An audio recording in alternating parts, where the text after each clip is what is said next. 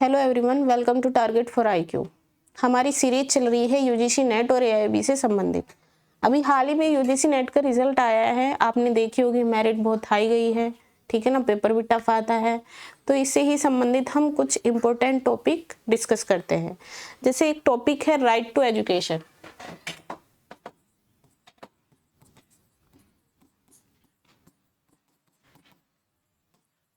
ठीक, ये है राइट टू एजुकेशन। इम्पोर्टेंट इसलिए भी है क्योंकि हम एजुकेटेड हैं और अच्छे खासे एजुकेटेड हैं, लेकिन फिर भी हम कुछ नहीं कर पा रहे हैं।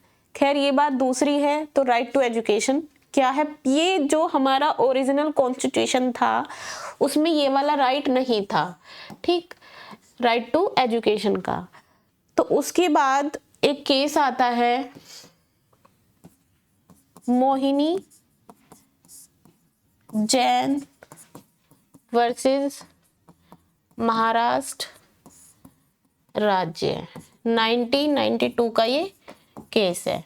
ठीक, इसमें क्या बात हुई? इसमें मांग की गई कि जो एजुकेशन है हमारा, इसको भी एक राइट का दर्जा दिया जाए, राइट टू एजुकेशन। तो इसमें क्या किया गया कि जो हमारा आर्टिकल 21 है, आर्टिकल 21 में ये वाला राइट जोड़ दिया गया। लेकिन फिर बाद में क्या हुआ, इसमें ये बात कही गई थी, अगर फैक्ट की बात करी जाए मनमोहिनी जैन में, इसमें हेड हुआ था कि एक वर्ड है प्रौढ़ शिक्षा, ठीक है। इसमें बात कही गई थी कि कोई भी किसी भी एज का व्यक्ति हो, वो 50 साल का हो, 10 साल का हो या 60 साल का हो, उसको राइट है एजुकेशन प्राप्त करने का। ठीक, उसके बाद अमेंडमेंट हुआ 86 2002 और उससे एक आर्टिकल जोड़ा गया, आर्टिकल 21A। इसको एक सेपरेट आर्टिकल में रखा गया और उसको नाम दिया राइट टू एजुकेशन। ठीक, और इसमें कहा गया है कि जो राइट टू एजुकेशन है ये एक हमारा मौलिक अधिकार है।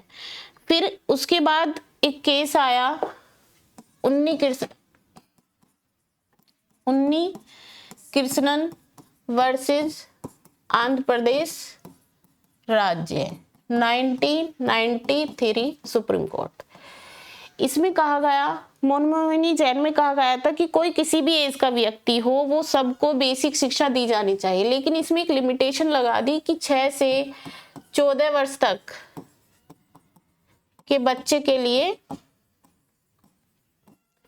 जो राइट टू एजुकेशन है वो उसका फंडामेंटल राइट है। ये बात की गई उन्नी कृष्णन वाले में, क्या है? फंडामेंटल राइट है। फिर उसी के साथ एक आर्टिकल है, आर्टिकल 45 DPSP। ठीक, इसमें कहा कि जो राज्य है, जो 6 वर्ष से कम आयु के बच्चे हैं, 6 वर्ष से कम आयु के बच्चे, उनके लिए कोई विधि बना सकता है। किसके संबंध में? शिक्षा के संबंध में। कौन बनाएगा? राज्य बनाएगा। आर्टिकल कौन सा है? 45।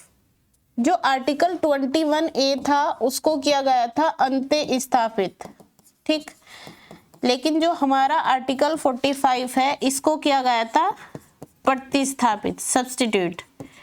ठीक, हमें ये बात ध्यान रखनी है। फिर हम एक आर्टिकल पढ़ते हैं, आर्टिकल 51 का खंड में, इसमें है 11वां फंडामेंटल ड्यूटीज। इसमें भी क्या कही गई थी कि जो माता पिता है, माता पिता का मौलिक कर्तव्य है, क्या मौलिक कर्तव्य है? कि जो उनके बच्चे हैं 6 से 14 वर्ष तक के, 6 से 14 वर्ष तक के बच्चों को शिक्षा प्राप्त कराएगा। ठीक ठीक है, ये कौन सी बात हो गई?